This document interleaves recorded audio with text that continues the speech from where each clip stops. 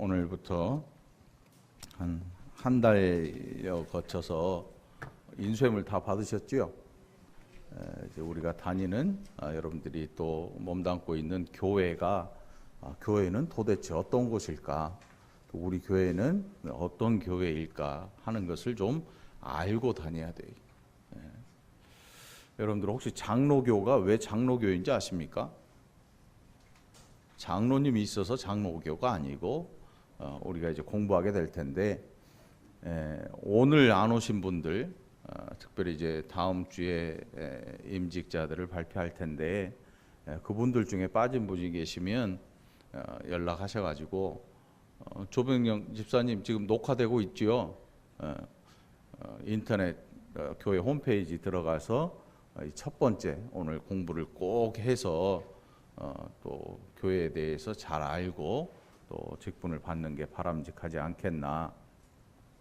그분들뿐만 아니라 교회를 다니는데 도대체 왜 장로교인지 왜 감리교인지 내가 왜 집사님인지 권사님인지 언제까지 해야 되는지 말아야 되는지 이런 것들을 아무것도 모르고 그저 다니시는 분들이 거의 많아요.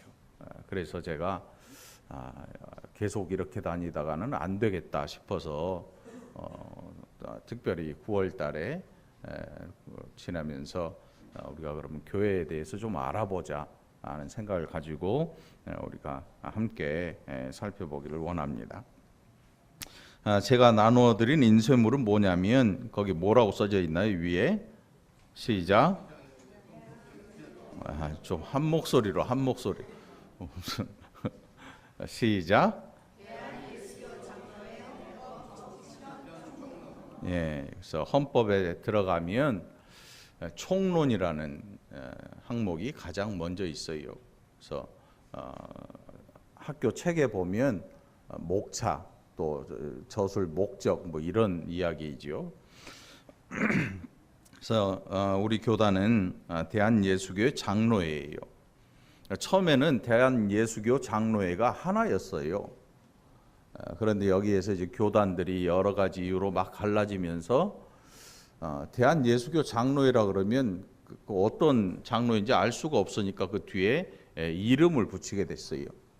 그래서 특별히 우리 교단은 이 우리나라에 들어온 가장 먼저 들어온 교단으로 대한예수교 장로회로 이름을 가졌는데 이 세월이 지나면서 교단이 둘로 갈라졌어요. 그 갈라진 교단의 이름이 뭐냐면 합동. 그래서 우리가 대한예수교 장로회 합동 측이에요. 합동 측. 또 갈라진 한 부류는 뭐냐면 대한예수교 장로회 통합 측이에요. 통합. 이게 왜 합동이고 통합이냐면 갈라지면서 우리가 속해 있는 교단에서는 우리는 기필코 갈라진 교단과 합동을 이루겠다 해서 합동측이에요. 그랬더니 또 갈라진 교단에서 뭐라 그랬냐면 우리는 반드시 갈라진 그 합동 교단과 통합하겠다 해가지고 통합측이 된 거예요. 그 이면을 들여다보면 굉장히 좀 해프닝 같은 이야기지만 어찌했든 이 교회사라고 하는 걸 들여다보면 우리나라 교회사를 들여다보면 이제 많이 교단들이 쪼개지면서 이런 이름들이 많이 생겨요.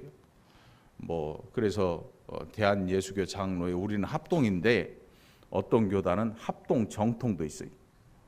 합동 개혁도 있고 합동 보수라는 교단도 있고 여러 가지. 그러니까 여러분들이 누군가가 속해 있는 교단이 어디세요? 그럼 여러분들 뭐라 그래야 돼요?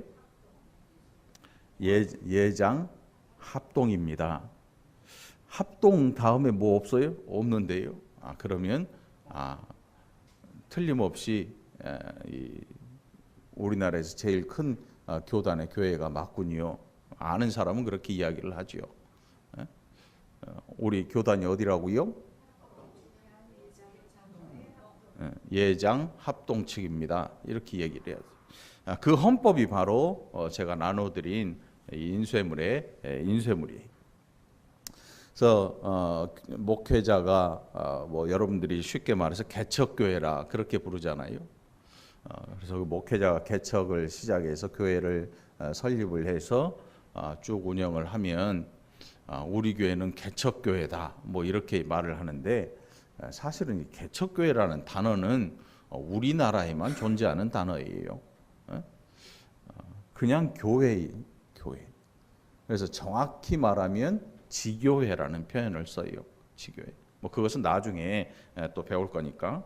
아무튼 우리가 장로교가 된 이유는 이 정치 형태로 인해서 우리가 장로교가 되는 거예요.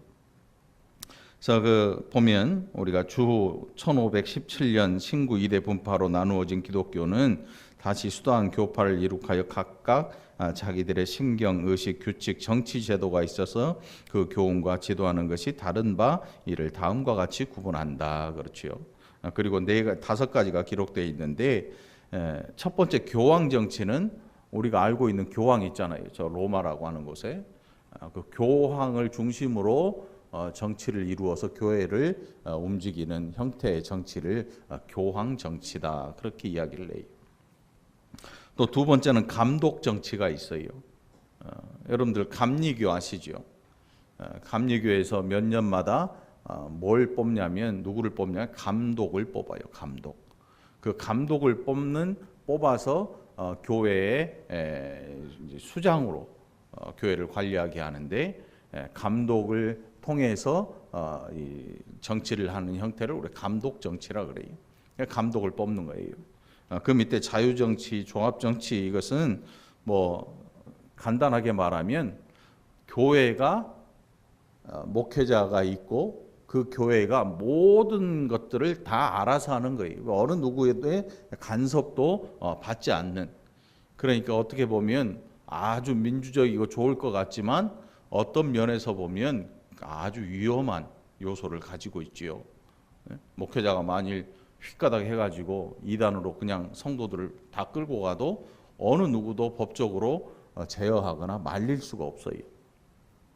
그래서 특별히 목회자가 처음 저처럼 교회를 이제 설립해서, 교회를 설립한다고 하는 것은 목사가 그냥 안수받고 와서 어디 건물 전세 얻어가지고 이렇게 세운다 그래서 교회가 되는 게 아니고 노회에 속해서 허락을 받아야 돼요. 그러니까 목사라고 하는 이 직분 자체가 노회에서 주는 안수를 통해서 목사로 인정을 받기 때문에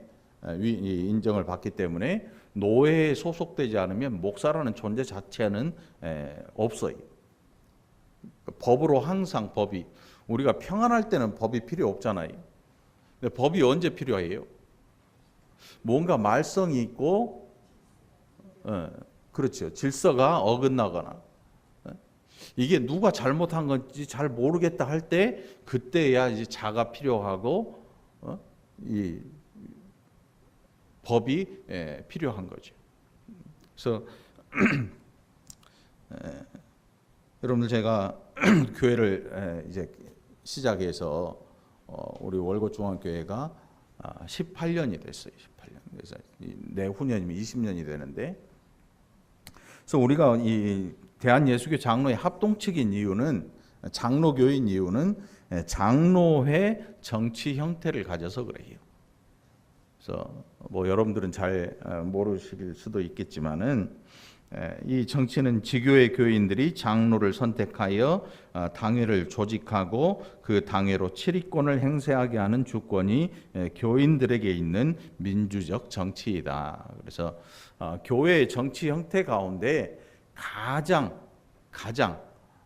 성도들에게 많은 이 뭐라 그럴까요? 주권이 있는 정치 형태가 바로 장로교의 장로회 정치 형태라고 할 수 있습니다.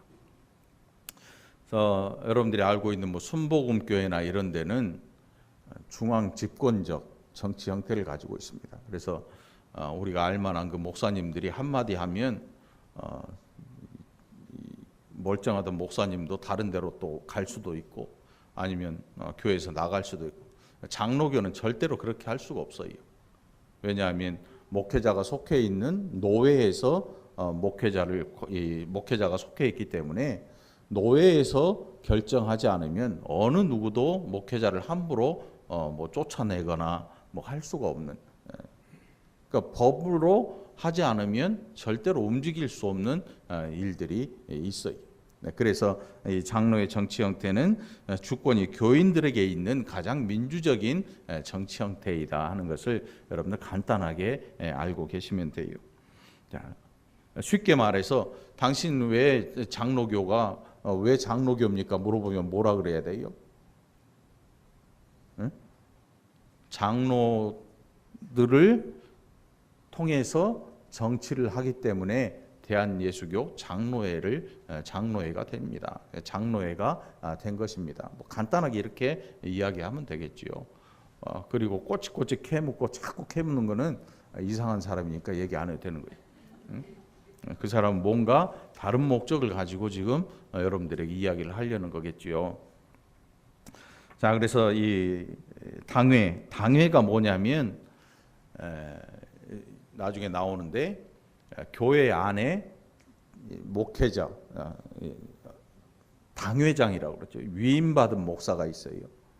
저는 아직 위임받은 목사가 아니에요. 왜냐하면 위임을 받기 위해서는 교회 안에 장로가 있어야 되고 또 당회가 존재를 해야 돼요. 우리 교회는 아직 안수받은 장로님이 안 계셔요. 안수받은 장로님. 박규성 장로님은 다른 교단에서 장로 안수를 받고 우리 교회로 오셔서 협동 장로로 하고 계시게, 시무 장로라고 하지 않아요. 협동 장로님이죠. 뭐 그렇다고 해서 박규성 장로님을 부를 때 협동 장로님 이러지는 않잖아요. 호칭은 똑같지만 그러나 이제 교회에서 당회가 꾸려질 때에는 그때부터는 이제 시무 장로와 협동 장로가 구분이 되지요. 그렇다고 해서 뭐 그분들에 대한 존경심이나 뭐 이런 것들이 다른 건 아니에요.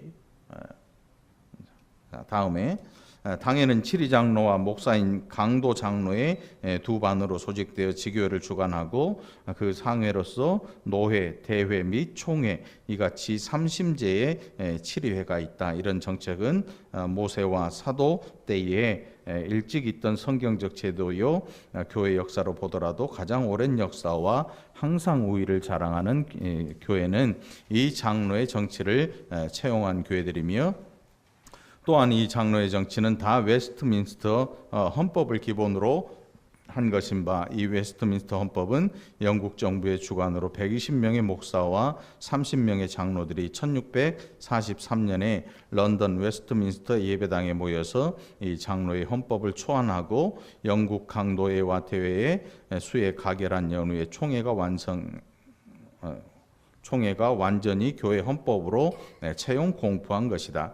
본 대한예수교 장로회 교회의 헌법도 1912년 총회가 조직되고 1917년 제6회 총회 때 본 총회의 헌법을 제정할 때에 이 웨스트민스터 헌법을 기초로 해서 수정 편성한 것이다. 그래서 교회를 이제 교회 담임 목사로서 그 담임 목사라고 해서 아무렇게나 내 마음대로 교회를 움직일 수 없다는 거예요. 여러분들 그걸 꼭 마음에 기억하세요. 그래서 성도라면, 올바른 성도라면 담임 목사가 위임 받지 않은 담임 목사, 뭐 개척을 했다든지 뭐 그럴지라도 잘못된 길을 갈 때, 아니면 잘못된 성경 해석을 할 때, 아니면 아니라고 말을 해야 돼. 아니면 아니라고 말을 해야 돼. 그렇지 않으면 큰 일이 생기죠. 그래서 다시 앞으로 돌아가서 주 1517년에 무슨 일이 있었냐면 루터의 로마 교회에 대한 반박문이 97개조를 루터가 제시를 합니다. 그 날짜가 10월 31일이에요. 1517년 10월 31일. 그래서 교회 우리 달력 뒤에 보면 10월 맨 마지막 주는 항상 종교개혁 주간이에요. 그 종교개혁 주간인 이유가 10월 31일이 종교개혁을 시작한 날이 되기 때문에 그 날을 종교개혁일로 삼아요. 그래서 그것 때문에 1517년에 신구 2대 분파로 나누어졌다, 그렇게 이야기를 하는 거예요. 그러나 이제는 뭐 어떤 분들은 기독교가, 우리가 다니는 교회가 신교다, 그래 개신교, 또 로마 교회. 제가 로마 교회라고 말하는 데는 어딘지 아세요? 천주교라고 불리우는 로마 교회. 그래서 왜 로마 교회라고 부르냐면 교황 정치로 인해서 그 교회의 교황이 로마에 있기 때문에 로마교. 다시 말하면 거의 교주와 마찬가지. 교황이라고 하는 것은 하나님과 버금가는 권세를 가졌다고 생각하시면 돼요, 여러분. 그래서 교황이 가진 권세가 뭐냐면 성경보다 교황의 말이 더 우선될 수 있다는, 이게 굉장히 인위적인, 인본적인 거죠. 우리나라에 이 교황이 이 로마 교회가 들어왔을 때 핍박을 받게 돼요. 그 핍박의 원인이 뭔지 아세요? 제사 드리는 문제. 초상의 제사상 차례를 지내면서 그 상에 절하고 하는 그것을 거부하니까 핍박을 당하잖아요. 순교도 당하고. 그래서 그 당시에 그러면 코리아는 제사상에 절해도 된다. 그래서 지금까지도 로마 교회, 즉 천주교는 제사를 지내고 절해도 되는 그런 일을 하게 돼요. 그러니까 성경보다 교황의 말이 더 위에가 되죠. 교황의 발언이. 그래서 굉장히 위험하기도 하지요. 자, 시간이 굉장히 부족할 것 같아요. 시간이 부족하다 그래서 이걸 대충 넘어갈 수는 없어요. 밥을 조금 늦게 먹어요. 오늘 맛있는 카레인데 카레는 끓일수록 맛있죠. 자, 다음 장 대한예수교 장로의 헌법 정치편 제1장 원리가 나와 있습니다.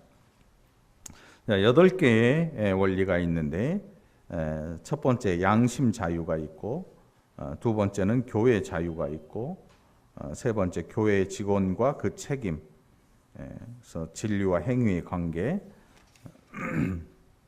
직원의 자격, 직원 선거권, 또 치리권, 권증이 기록되어 있는데, 자, 양심의 자유를 우리가 잠깐 살펴보면 양심의 주제는 하나님뿐이시라 그가 양심의 자유를 주사 신앙과 예배에 대하여 성경에 위반되거나 과분한 교훈과 명령을 받지 않게 하셨나니 그러므로 일반 인류는 종교에 관계되는 모든 사건에 대하여 속박을 받지 않고 각기 양심대로 판단할 권리가 있은즉 누구든지 이 권리를 침해하지 못한다.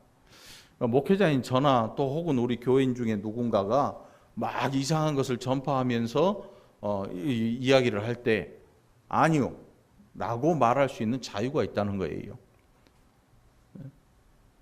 이 일부 몰지각한 목회자들은 어떤 일을 하냐면 저주를 심어놔요. 목사가 하는 이야기에 반기를 들면 저주받는다 그래요. 저주받는다. 그래가지고 막 엉뚱한 짓을 해요. 교회 돈도 마음대로 갖다 쓰고 뭐 여러 가지 일들을 막 해요. 아무도 얘기를 못해. 왜? 저주받을까 봐. 실제로 저주를 걸어놓으니까. 근데 그 저주가 되겠어요, 여러분? 양심 자유라고 하는 것은 아닌 거는 아니라고 말을 해야 돼요. 맞는 거는 예 맞습니다라고 말을 해야 돼요. 중간에 어중이 떠중이는 없어요. 어중이 떠중이가 뭐냐면 예도 아니고 아니오도 아니고 어느 누구에게도 계속 퉁퉁이를 말하죠. 퉁퉁이. 퉁퉁이가 뭐예요? 끊임없는 불평과 끊임없는 불만을 제시하면서 그러면 아니요 하세요. 겁나니까 아니요도 못하고 예 하자니 속이 좀 안 맞고 끊임없이 퉁퉁이. 교회 안에서 불평불만하는 것은 굉장히 좋지 않은 일이에요. 예 아니면 아니요. 바울이 그렇게 이야기를 해요. 너희는 그러면 그렇다고 하고 아니면 아니라고 해라. 그래서 우리가 재직회나 이런 거 할 때 제가 끝에 물어보죠. 아니면 아니요 하십시오. 맞으면 예 하십시오. 이렇게 얘기를 하잖아요. 제가 확인을 하잖아요. 제가 그냥 뭐 말하기 좋아서 그런 게 아니고 아니면 아니요라고 말을 해야 되고 그러면 예라고 말을 해야 되는 거예요. 이게 양심 자유거든요. 자, 교회 자유.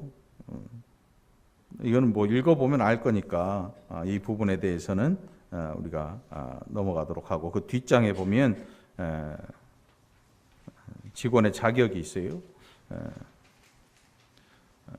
교회가 당연히 직원을 선정하되 교회의 도리를 완전히 신복하는 자로 선택하도록 규칙을 제정할 것이다. 그러나 성격과 주의가 다 같이 선한 자라도 진리와 교규에 대한 교규는 교회의 법에 대한 의견이 불합할 수 있다. 이런 경우에는 일반 교우와 교회가 서로 용납해야 된다. 교단과의 차이를 이야기하는 거예요. 직원 선거권, 교회 직원의 성격과 자격과 권한과 선거는 선거와 위임하는 규례는 성경에 기록되었으니 어느 회에서든지 그 직원을 선정하는 권한은 그 회에 있다. 이것은 목회자, 또 당회에서 장로를 세우는 일, 이런 일들을 이야기해요. 7위권은 7위회로나 그 택해 세운 대표자로 행사함을 묻지 않고 하나님의 명령대로 준봉 전달하는 것뿐이다. 대개 성경은 신앙과 행위에 대한 유일한 법칙인즉 어느 교파의 7위회든지 회원의 양심을 속박할 규칙을 자유로 제정할 권리가 없고 오직 하나님의 계시하신 뜻에 기인한다. 무슨 뜻이냐면 개인적인 감정이 있다고 해서 사사롭게 그 사람을 징계하거나 할 수 없다는 뜻이에요. 교회에서 서로 사이가 안 좋다 그래서 교회 법을 적용해서 그 사람을 법으로 다스릴 수는 없다는 얘기예요. 목회자든지 또 성도든지 장로님이든 권사님이든 그 어느 누구라 할지라도. 권징, 교회가 이상 각조의 원리를 힘써 지키면 교회의 영광과 복을 증진할 것이니 교회의 권징은 도덕상과 신령상의 것이요 국법상의 시벌이 아닌즉 그 효력은 정치의 공정과 모든 사람의 공인과 만국의 머리 대신 구주의 권고와 은총에 있다. 무슨 뜻이냐면 교회의 법은 이 세상의 법은 감옥에 가두잖아요. 벌금을 물리거나. 교회의 법은 그런 힘을 갖고 있는 게 아니고 교회의 유익과 영적인 일, 또 신령상의 일. 다시 말하면 성경에 위배되었을 때에 교회 안에서의 활동을 제어할 수 있는 그런 기능을 가지고 있지, 교회에서 뭐 법으로 저촉이 됐다고 그래서 세상에 나가서 죄인이 된다는 건 아니에요. 하나님 앞에서 법으로 저촉되어서 제어가 되고 교회를 해하지 못하도록 하는 일이죠. 그래서 교회가 이제 이게 넘어가면 어디로 가냐면 세상 법정으로 가요. 세상 법정에서 세상 판사 앞에서 교회들이 재판을 받는다고 한번 생각을 해보세요, 여러분. 굉장히 수치스러운 일이에요. 그런데 굉장히 많아요. 그만큼 교회들이 여러 변수도 생기고 있지만 교회들이 그만큼 세상 속에서 힘을 잃어가고 있다고 생각하면 돼요. 그러니까 굉장히 가슴 아픈 일이죠. 어떻게 생각하면. 한편으로는 교회가 교회 안 다니는 세상 판사 앞에서 예수 믿는 교회들이 재판을 받아야 세상 법으로. 한번 생각해 보세요. 이게 얼마나 민망하고 부끄럽고 수치스러운 일인지. 그래서 최대한 교회 안에서 뭐 문제를 해결하려고 굉장히 힘을 쓰고 시도를 하는데 그게 안 되고, 또 한편에서는 절대로 지지 않으려고 세상 법적으로 법정에 이런 교회 일들을 끌고 가니까 판사도 난감하지요. 판사는 그때부터 이 교회 헌법을 또 공부를 해야 돼. 도대체 이 법이 뭐길래 그 세상 법에서 이제 판단을 해주라고 갖고 가는 거예요. 그래, 어떤 면에서 보면 정말 수치 중에 수치가 아닐 수 없어요. 그러니까 여러분 교회 신앙생활 할 때 세상 법정에 나서지 않도록 우리 모두가 절제하고 겸손해지고 또 말 한마디도 주의해서 하고 누군가에게 상처를 입히지 않도록 정말 돌아보면서 자신을 삼가면서 신앙생활을 하는 것이 정말 많이 필요한 시대가 이 시대라고 생각을 합니다. 자, 이제 세 번째 장, 대한예수교 장로의 헌법 정치편 제2장, 교회가 나와요. 교회. 교회 설립. 하나님이 만국 중에서 대중을 택하사 저희로 영원토록 무한하신 은혜와 지혜를 나타내게 하시나니 저희는 생존하신 하나님의 교회요 예수의 몸이요 성령의 전이라. 전과 지금과 이후에 만국의 성도니 그 명칭은 거룩한 공회라 한다. 거룩한 공회. 우리가 모인 이 무리 또 이 세상에 있는 모든 성도들의 모임을 거룩한 공회라 일컫는 거예요. 그래서 교회에 구별이 있는데 하나는 유형한 교회와 무형한 교회가 있다. 그렇게 이야기를 하죠. 그러니까 유형한 교회는 유형한 교회, 무형한 교회. 다시 말하면 보이는 교회가 유형한 교회겠지요. 무형한 교회는 뭐겠어요? 네? 보이지 않는 교회를 이야기하겠죠. 그래서 왜 유형한 교회라고 이야기를 하느냐 하면 지교회 안에 속해 있는 모든 이 온 세상에 하나님을 올바로 믿고 예수 그리스도를 영접한 모든 성도들이 몸담고 있는 눈에 보이는 성도들을 우리가 유형한 교회라 그렇게 일컫습니다. 유형한 교회. 그러니까 눈으로 볼 수 있어요, 사람들. 예수 믿는 사람, 예수 믿는 사람 이렇게 이야기를 해요. 왜 무형한 교회라고 하는 거 뭐냐? 여러분 교회에 나온다 그래서 모두 다 예수님을 믿고 구원받은 백성이라고 생각하면 큰 오산이에요. 큰 오산이에요. 이 교회 역사를 살펴보면 교회를 해하기 위해서 마귀의 역할을 하는 사람들이 있어요. 어떻게 해서든지 교회를 깨는 거예요. 연합하는 교회, 어떻게 해서든 교회의 힘을 무너뜨리려고 시도를 하는 거의 마귀의 일에 가까운 일들을 하지요. 그런데 그거는 사람이 알 수가 없습니다. 그래서 이 유형한 교회는 우리가 알아볼 수 있는 교회의 모습이지만 무형한 교회는 하나님만이 아시는 교회다. 그래서 신실한 성도들, 하나님을 진실로 믿고 따르는 성경에 복종하고 즐거움으로 순종하는 백성들의 모임을 무형의 교회라 그렇게 이야기를 해요. 자, 세 번째 교회 집회. 대중이 한 곳에서만 회집하여 교제하며 하나님을 경배할 수 없으니 각처에 지교회를 설립하고 회집하는 것이 사리에 합당하고 성경에 기록한 모범에도 그릇됨이 없다. 무슨 뜻이냐면 교회는 하나예요, 여러분. 월곶에 교회가 몇 개 있어요? 네? 월곶에 교회 10개 넘어요, 안 넘어요? 그런데 이 모든 교회는 하나예요. 예수 그리스도 안에 있는 모든 교회는 교단을 떠나서 성삼위 하나님을 올바로 믿고 신앙 고백한 모든 교회들은 하나예요. 왜냐하면 교회는 그리스도의 몸이잖아요. 교단 따라서 교회가 다르다 그러면 예수님의 몸이 몇 개가 되겠어요? 교회는 그리스도의 몸으로서 모두가 하나예요. 이 세상에 있는 모든 교회가 하나란 말이지요. 근데 예배 시간이 되어서 이 세상에 있는 모든 사람이 한 곳으로 모여서 예배 드릴 수는 없잖아요. 그래서 교회를 설립했는데 그 교회를 뭐라 하냐? 지교회라 그렇게 말을 해요. 순복음교회에서는 뭐라 하냐면 지성전이라고 그래요. 지성전. 그거는 성경적이 아니에요. 성전이 대리점을 세우면 안 되지. 지성전이란 말은 뭐냐면 지점하고 똑같은 얘기예요. 은행도 지점이 있잖아요. 본점이 있고. 그 얘기예요. 그러니까 여러분 뭐 지성전 이 지성전이라는 단어는 사실 성경에서 찾으면 안 돼. 없는 단어예요. 성전도 없는데 성전이 없잖아요. 그러니까 교단마다 뭐 특색이 있으니까 뭐 다를 수는 있겠지만 여러분이 장로 교인이라면 그런 단어를 교회 안에서 쓸 필요가 없겠지요. 자. 그래서 지교회는 바로 그런 의미에서 지교회라고 할 수 있어요.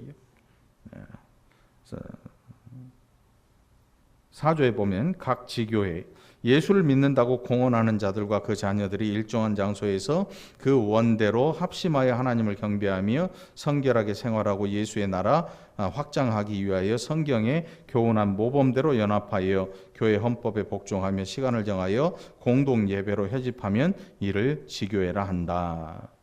우리가 11시 예배로 모이지요. 11시 예배. 그래서 헌법에 정한 예배는 뭐가 있냐면 주일 예배, 주일 예배. 주일에 정한 예배 한 번 있어요. 나머지 예배는 교회의 형편에 따라 하는 거예요. 교회의 형편에 따라서. 근데 어떤 분들은 새벽 예배, 수요 예배, 금요 예배, 이게 다 헌법에 있는 예배가 아니고 그 교회의 형편에 따라서 할 수도 있고 안 할 수도 있어요. 그러나 주일 이 시간에 공예배는 반드시 행해야 돼요. 그러니까 이 주일에 어떤 행사를 한다거나 하는 것은 별로 바람직한 일이 아니겠지요. 임직식이나 이런 것들을 교단에서는 하지 말라고 해요. 왜? 주일 이 공예배 시간은 하나님께만 예배를 드려요. 그래서 어느 개인이나 이런 개인의 축복 이런 것들을 위해서 이 공예배를 이용하면 안 되는 거예요. 자, 다음 이제 제 3장 대한예수교 장로의 헌법 정치편 제 3장 교회 직원 편을 살펴보는데 이제 여러분들이 관심을 가지고 좀 이제 살펴봐야 될 부분이 나옵니다. 우리 주 예수께서 최초의 이적을 행할 권능이 있는 자로 자기의 각 교회를 각 나라 중에서 선발하사 한 몸이 되게 하셨다. 이 누구냐면 사도들이에요. 사도들에게 권능을 주시고 사도들이 가서 귀신을 쫓아내고 병을 낫게 해주잖아요. 사도들에게 주신 권능들이지요. 바로 교회의 창설 직원. 그러니까 예수님과 함께하고 예수님을 따라다녔던 사도들, 그리고 사도들의 제자들, 사도들을 우리가 거의 이야기를 해요. 사도들에게 주신 권능들, 사도들이 복음을 전파하고 귀신을 쫓아내면서 병을 치료해주는 그런 이적들이 그 시대에 있었지요. 교회 창설 직원이라고 이야기를 합니다.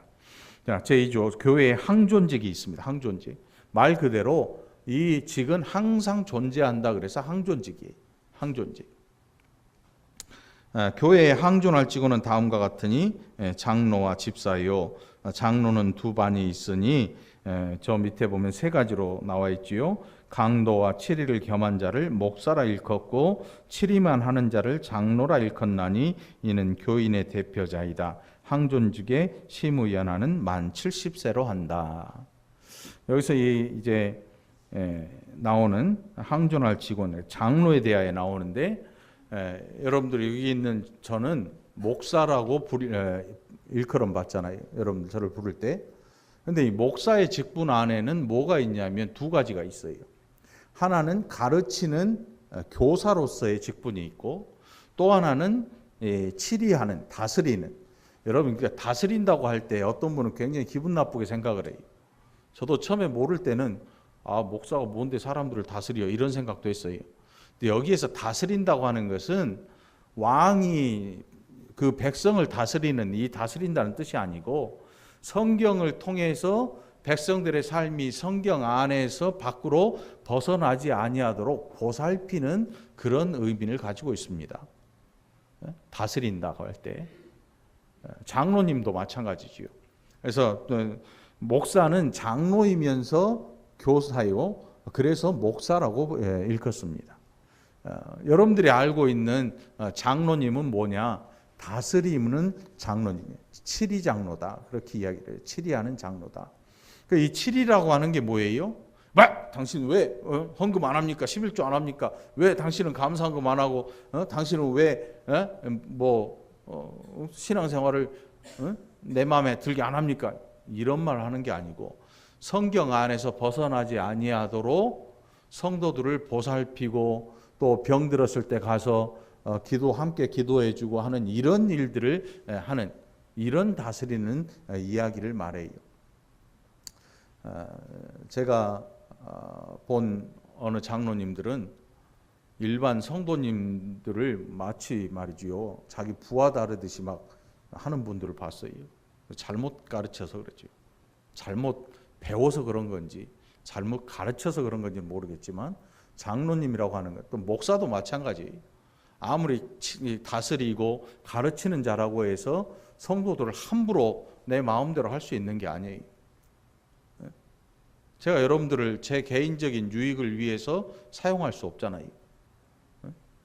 여러분들 혹시라도 제가 헷가닥 해가지고 제 개인적인 유익을 위해서 여러분들을 이용하려 한다면 거기에는 콧방귀도 끼우지 마.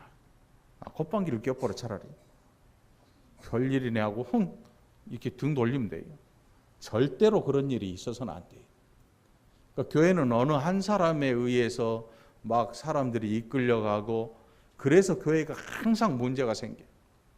여러분들은 절대로 그런 일에 여러분들의 인격이나 신앙을 내주지 않도록 하시기 바랍니다. 그래서 저도 70세가 정년이에요. 70세가 되면 제가 더 하고 싶어도 은퇴를 해야 돼요. 은퇴를. 장로님도 마찬가지죠. 우리 교회 박규성 장로님은 이제 협동 장로이시지만 은퇴 장로가 되신 거예요. 은퇴 장로가 되신 거죠. 은퇴 장로가 됐다 그래서 장로님이 아닌 건 아니에요. 그래서 이름이 항존직이라 불려요. 목사도 은퇴하지만 목사로 남아 있어요. 그 직은 남아 있단 말이에요. 그래서 항존직이라 이야기를 합니다. 자, 제3조 교회 임시 직원, 거기서 보면 다음과 같은 직원을 안수 없이 임시로 설치한다 그랬지요. 그래서 여기에 안수가 없다고 하는 것은 실제로 강단에서 목사가 안수하지 않고 세우는 직원들을 말해요. 장로님은 안수를 받잖아요.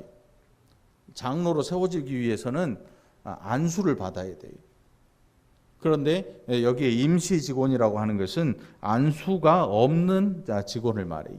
안수 없이 임시로 설치한다.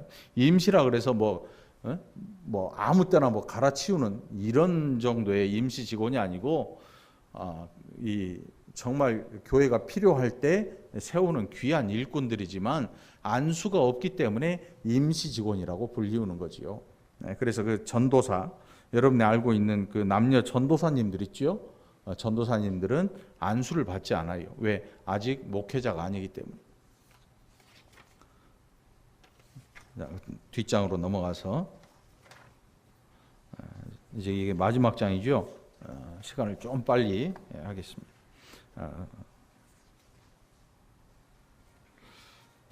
뒤에 보면 이제 공부한다고 전해주세요. 첫 번째 전도사님이 나오고요.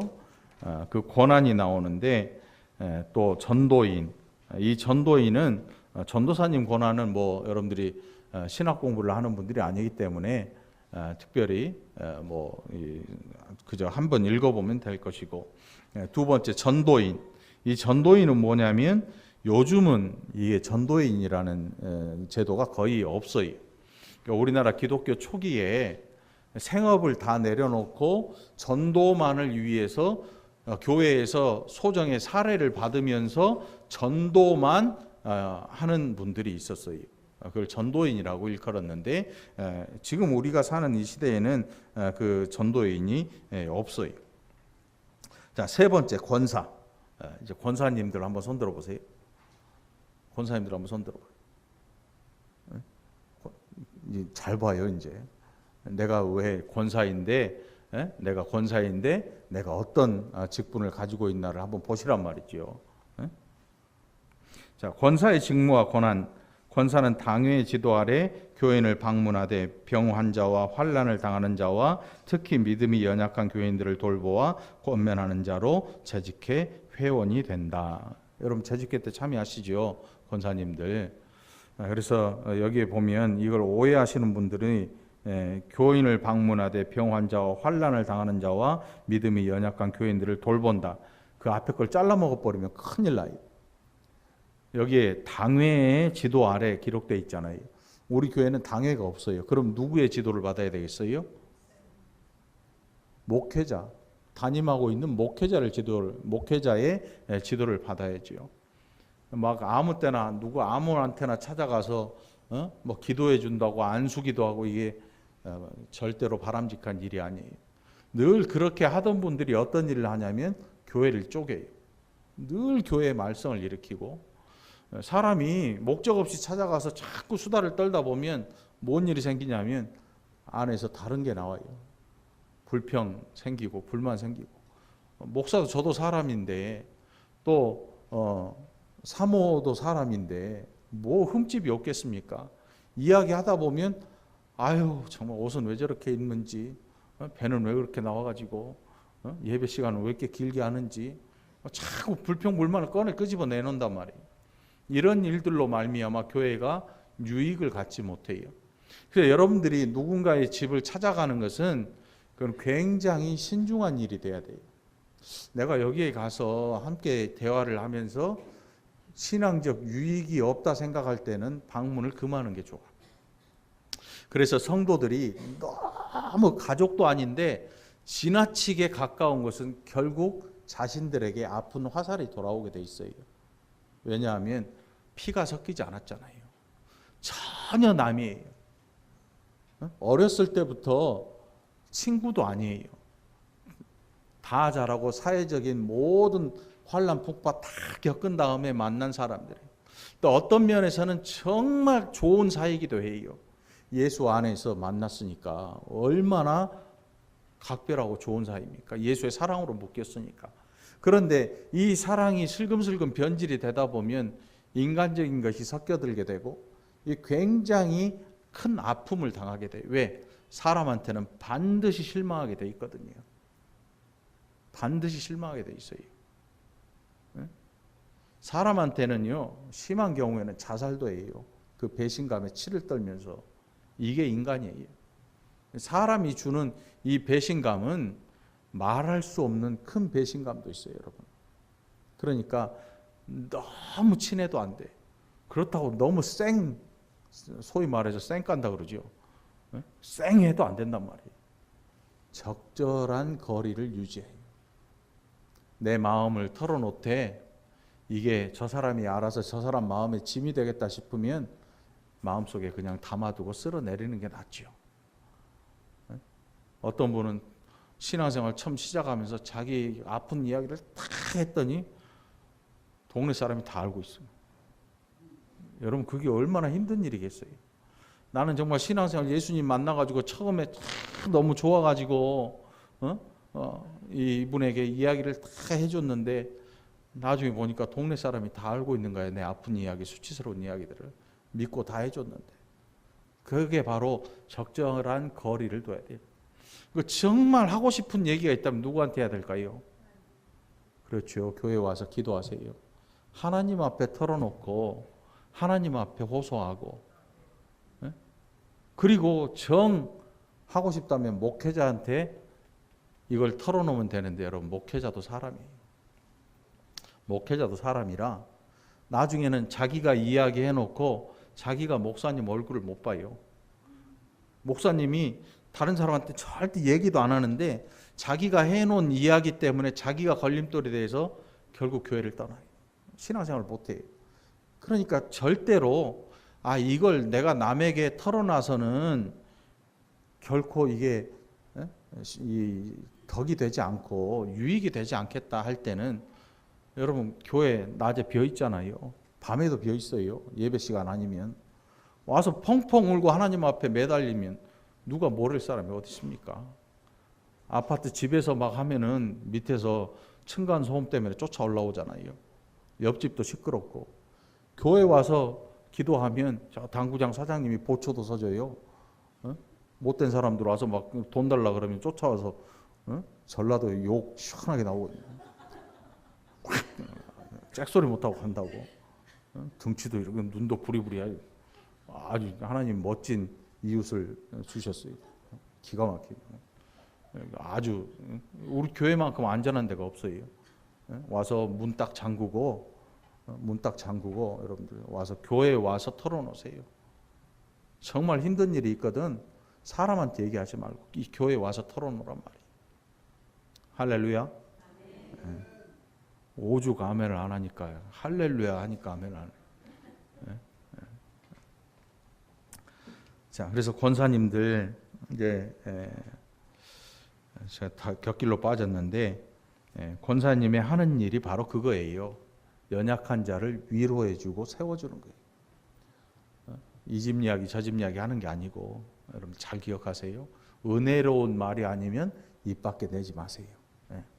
그래서 권사의 자격과 선고와 임기가 나오는데 권사는 여신도 중 만 45세 이상 된 입교인으로 행위가 성경에 적합하고 교인의 모범이 되며 본 교회에서 충성되게 봉사하는 자다. 그래서 특별히 권사님은 몇 년이 지나야 된다라는 규정은 없지만 그래도 이 분이 교회에 와서 또 어느 정도 신앙생활을 하는지 그 마음속에 들어있는 신앙은 어떤 건지 아니면 어디 이단에 빠져 있다가 와가지고 막 이상한 말을 하는 분들도 있고 그러니까 그 생활을 지켜봐야 되니까 뭐 온지 뭐 6개월, 1년 이렇게 해가지고 권사를 또 임직하게 하는 그런 교회는 없지요. 적어도 3년에서 5년은 지켜보면 사람 마음속에 있는 게 거의 나오게 돼 있어요. 한약 오래 끓이면 나오잖아요. 엑기스가. 사람들하고 여러 차례 대화하고 이런 이야기들을 해보면 어느샌가 자기 속에 있는 게 다 드러나게 돼 있어요. 나오게 돼 있어요. 아, 그러면 이분이 참 좋은 신앙을 갖고 있고 신앙생활 잘하고 있구나. 그러면 권사로 임직을 할 수가 있지요. 그러니까 교회에 여기에 기간이 없다 그래서 뭐 함부로 권사님을 세우지는 않아요. 45세가 돼야 되고요. 선거는 공동위에서 투표수 3분의 2 이상의 찬성을 얻어야 된다. 뭐 당회가 우리는 당회가 없으니까 당회가 공동위에 그 후보를 추천할 수 있다. 그래서 가장 성도를 잘 아는 게 누구냐면 목사잖아요. 그래서 우리 교회는 제가 그 후보를 추천을 하죠. 그러면 여러분들이 보고 저분은 신앙생활을 잘해서 권사가 되기에 합당하고 안수집사 장로가 되기에 합당하다. 투표를 하는 거예요. 이 투표 권사님은 3분의 2 이상의 찬성을 얻어야 권사직을 받을 수가 있는 거예요. 자, 임기 권사는 안수 없는 종신 직원으로 정년 때까지 심호할 수 있다. 우리 교회는 만 70세 넘은 권사님들이 많이 계세요. 그렇다고 해서 큰 교회들은 은퇴식을 해요. 권사님 은퇴식을 하고 또 감사의 그 패도 드리고 그러는데 우리 같이 이렇게 사람이 몇 명 안 되는데 꼭 그분을 당신은 은퇴했습니다. 이제 뭘 하지 마세요. 이렇게 말하는 것도 우습잖아요. 그래서 그 권사님들은 알고 계시면 되는 거예요. 나는 이제 70세가 넘었으니까 은퇴한 권사구나. 이제는 다른 젊은 권사들이 일할 수 있도록 내가 옆에서 기도해주고 잘 도와주고 박수도 보내주고 힘나게 좀 밀어도 주는 그런 일을 해야겠구나. 이런 마음을 가지고 그 직을 가지고 계시면 되는 거예요. 그래서 은퇴했다고 해서 없어지는 게 아니죠. 이게 종신 직원이라고 돼 있잖아요. 그래서 만 70세에 은퇴 권사가 된다. 세 번째 무임 권사. 이거는 타 교회에서 임해 와서 아직 취임을 받지 못한 권사다. 요즘은 교회가 타 교회에서 왔다 그래서 취임 안 했으니까 당신은 무임 권사이다. 이렇게 얘기하지 않잖아요. 신앙생활 하다가 보면 따로 취임을 꼭 하지 않더라도 그 교회에 정당한 권사님으로 일을 하잖아요. 또 권사님들이 특별히 재정을 맡는다던가 이런 교회도 있어요. 그런데 나중에 보시면 알겠지만 재정은 누가 맡느냐면 안수 집사님이 재정을 총괄하는 거예요. 안수 집사님 가장 성경적으로. 자, 그래서 나는 다른 교회에서 왔으니까 제대로 된 권사가 아니다. 그런 생각을 갖는 자체가 이상한 거야. 절대로 그런 생각을 가지면 안 돼. 이거는 교회를 자꾸 갈라놓는 거예요. 우리 신옥정 원사님, 김윤혜 원사님 계시지만 절대 이런 생각을 가지면 되겠어, 안 되겠어요? 절대 안 되죠. 절대 안 돼. 적어도 여러분들이 이 교회에 몸담고 있는 순간만은 나는 이 월곶 중앙교회에서 사랑으로 성도들을 섬기는 권사라는 생각을 가지고 여러분의 직분을 행하시기를 축원합니다. 은퇴 권사가 연로하여 퇴임한 권사이다. 명예 권사.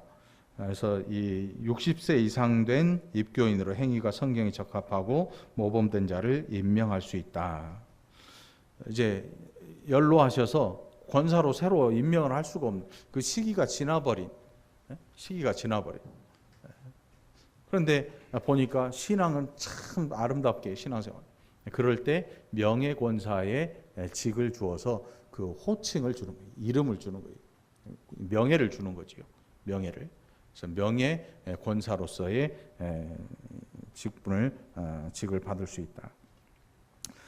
자, 남녀 서리 집사. 제가 1년마다 우리 집사님들을 꼭 호명 이 집사를 직분을 기록을 해 놓잖아요. 섬길 일꾼들 해가지고 그렇게 하는 이유는 뭐냐면 안수 집사님들은 말고 모든 집사님, 그냥 집사님이라고 불리는 이 집사 직분은 1년직이에요, 사실은. 종신직이 아니에요. 그런데 이제 우리나라 이 교회의 이 분위기에서는 한 번 집사님이 되면 영원히 집사님이지. 1년을 줬는데 이제 당신은 이번 해에는 집사하지 마세요. 이런 경우는 극히 드물잖아요. 사회적으로 막 죄를 저질렀거나 이러지 않는 이상에는 정말로 교회 안에서 사람들이 고개를 절레절레 흔들 정도로 신앙적인 이 성품이 안 좋다거나 그러기 전에는 절대 거의 없는 일이죠. 1년직이니까 오늘 이제 올 한 해 쉬고 내년부터 하시오. 이런 일은 없잖아요. 이런 일은 없어요. 여러분들 다 알아서 집사님이라고 다 부르잖아요. 집사님이라고. 그러니까 걱정할 필요가 없는 거죠. 나는 1년직이니까 이거 별 볼 일 없는 거 아니냐. 하나님 안에서 별 볼 일 없는 직분은 없는 거죠, 여러분. 서리 집사님이라 할지라도 귀하고 복된 직분인 줄 믿으시기 바랍니다. 자, 이제 마지막 뒤쪽 제4조 준 직원. 여기는 여러분들이 이제 읽어보시면 될 것 같아요. 뭐가 빠졌나? 네? 뭐가 빠졌어요? 빠진 거 없죠? 그 뒤에 준 직원 보면 강도사와 목사 후보생, 강도사와 목사 후보생인데 우리 교단은 신학교 총회 신학교를 졸업한 이후에 강도사 졸업하면서 강도사 고시를 봅니다. 이름이 좀 그렇지요. 어떤 분은 강도가 뭐야? 강도가 이 강도라 한자로 보면 이게 이제 1900년대 초기에 만들어지는 헌법이 이렇게 다 한자로 기록하잖아요. 그러니까 한자로 풀면 강단에서 설교할 수 있는 그런 강도권을 주기 때문에 강도사라는 이름이 붙어요. 칼 들고 나가기 때문에 강도사가 아니야. 강단에서 설교를 할 수 있는 권리를 주는 것이 강도권. 목사는 강도권이 있으니까 이 강단에 올라와서 설교할 수 있잖아요. 장로님들은 강단에서 기도는 할 수 있지만 설교를 할 수는 없어요. 왜? 강도권이 없거든요. 신학을 반드시 마쳐야 돼요. 저는 저 용인에 있는 칼빈 신학대학교를 졸업하고 총회에서 운영하는 여러분 총신대라 그래요. 총신대학교 아시죠? 저 사당동에 있는. 그래서 우리 교단은 이 목회자가 되려면 목사가 되려면 사당동에 있는 총회 신학대학을 졸업을 해야 돼요. 대학원, 대학이 아니고 대학은 뭐 4년제 일반 대학을 졸업해도 상관은 없어요. 그러나 목사 안수를 받으려면 이 총회에서 운영하는 총회 신학대학원을 반드시 졸업을 해야 돼요. 뭐 다른 신학대학원을 졸업하면 우리 교단의 목사가 될 수 없어요. 그래서 이 총신대학원이라 그래요. 일반적으로 일컫는 게. 근데 이제 하도 이 따라하는 사람 교단들이 많아가지고 사당동에다가 어디 건물 하나 얻어가지고 총신대학원이라고 써놔요. 진짜 많아요. 다 굉장히 교리적으로 또 아주 위험한 뭐 신비주의도 있고 진짜 이단도 있고 거의 사기성이 있는 사람들도 굉장히 많아요. 굉장히 많아요. 그래서 여러분들 우리 교회 목사님이 진짜 총회 예장 합동 목사님인지 알려면 여러분들 인터넷에 예장 합동 치면 홈페이지가 나와요. 그 홈페이지에 제 이름을 치거나 월곶중앙교회를 치면 제 이름하고 담임 목사 이름이 떠요. 그 외에 없으면 그거는 우리 교단 목사님이 아닌 거지. 어떤 교회 보니까 우리 교단 교패까지 똑같은 걸 붙여놨는데 우리 교단 아니야. 설교하는 걸 들어보면 알 수 있지요. 우리 교단 목사님들 설교는 별로 재미가 없어요. 저도 재미가 없잖아요. 막 할 수가 없어요. 왜? 배운 게 그렇게 배웠으니까. 그러니까 여러분들 어느 교회를 혹시 가족들이 가면 야, 그 교회 어느 교단이니 물어봐가지고 만약에 우리 교단이라고 통합측이라고 뭐 인터넷 치면 그 홈페이지들이 다 나와요. 그러면 거기서 목회자 이름을 치든지 교회 이름을 치면 있으면 맞는 거야. 그러면 그 교회는 건전한 교회인 거예요. 없으면 수상한 교회죠. 왜? 교단에 등록 안 된 교회가 그 교단을 사칭하고 있는 거예요. 그렇다고 해서 그걸 법적으로 어떻게 할 수는 없어요. 뭐 경찰에 가가지고 문 닫으시오. 이럴 수는 없어요. 알고 잽싸게 나와야지요. 더 깊이 빠지기 전에 빨리 나오는 게 상책이죠. 가족들에게 권면을 해주고. 자, 그래서 저는 목사가 되면서 칼빈 대학교를 신학대학교를 졸업했고 총회 신학대학원을 마쳤어요. 그리고 강도사 고시를 봤어요. 강도사 고시를 볼 때 있었던 교회가 여기 우리 이동명 선교사님이 시무하고 계시던 그 새소망교회라는 곳에서 저를 목사 후보로 추천을 하시고 그래서 제가 거기에서 강도사가 되었고 그 교회에 있으면서 목사 안수를 받았어요. 그러니까 이동명 목사님은 저한테 굉장히 중요한 분이죠, 여러분. 제가 괜히 선교사 목사님 모시면 극진히 대접하고 그러겠어요? 저 안수할 때 저 목사 안수를 해주신 분이에요. 그러니까 저한테 굉장히 중요한 분이지요. 제 머리에 손을 얹고 안수하면서 제가 목사가 되었으니까. 그래 여러분들 이동현 목사님 오시면 잘 해주세요. 잘 해주세요. 우리 고집사님 맛있는 것도 많이 사주고 그래가지고 떠나실 때 전화하셨더라고. 저 때문에 대접 기가 막히게 받고 가신다고. 제가 덕분에 생색을 냈죠. 아유, 그 정도로 목사님 제가 다음에 오시면 더 맛난 거 사드리겠다고. 카드는 고집사님 건데 뭔 상관이냐고. 여러분들도 이동현 목사님 오시면 맛있는 거 있으면 혼자 드시지 말고 좀 사드리든지 또 아무도 안 보이게 좀 이렇게 용돈이라도 좀 이렇게 또 이런 말 또 하면은 또 그러니까 알아서들 좀 잘 좀 해드려요. 제 머리에 안수해 주신 목사님이라니까 굉장히 고맙고 또 아버지 같기도 하고 굉장히 중요한 분이죠. 제 인생에 있어서는. 여러분들 기억하고 계시기 바랍니다. 예? 아 그래요? 아, 참 잘해드리세요. 아 그래요? 잘 됐네. 아무튼 여러분들 신앙생활 하시면서 여러분들이 다니는 교회가 어떤 곳인 줄 알고 다녀야 되잖아요. 그러니까 여러분 제가 좀 길더라도 이제 한 4주 동안 공부를 할 거예요. 근데 하필 또 공부 시작하는 날 이렇게 많이 빠져가지고 가슴이 아프네. 이용호 사님 아직도 설사하고 있고, 여러분들 이용호 사님 또 전화 신방이라도 해드리고 힘을 좀 내시게 하고. 황기선 집사님도 안 보이네. 예? 많이 안 좋으셔. 김경수 권사님 신방 한번 갔다 오세요. 그래서 오늘 안 오신 분들 중에 연락되시는 분들은 교회 홈페이지를 보고 꼭 끝까지 이걸 듣고 우리 교회가 어떤 교회인지를 꼭 알아라. 그리고 다음 주에 나와라. 여러분 다음 주에 꼭 나오세요. 오늘 안 나온 분들한테도 전화해서 야, 너 이번에 안 나오면 너 우리 교회가 어떤 교회인지 알 수가 없다.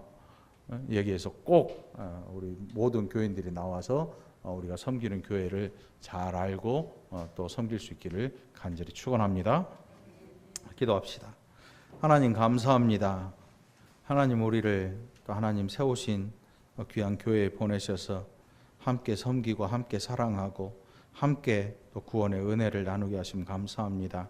이곳에 속한 그 어느 생명이든 귀하지 않은 생명이 없고 하나님의 사랑을 입지 않은 생명이 없는 줄 압니다.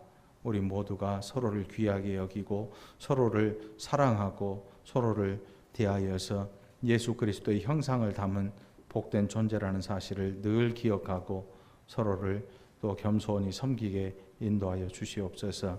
이 일을 위하여 부르심을 받은 귀한 일꾼들 그리스도 예수 안에서 또 힘있게 하시고 귀한 능력 주셔서 내 것이 아니라 하나님의 것으로 또 일할 수 있는 복된 능력의 일꾼들 되게 하여 주시옵소서. 이 시간도 함께 하심을 감사드리옵고 예수님 이름으로 간절히 기도합나이다. 아멘.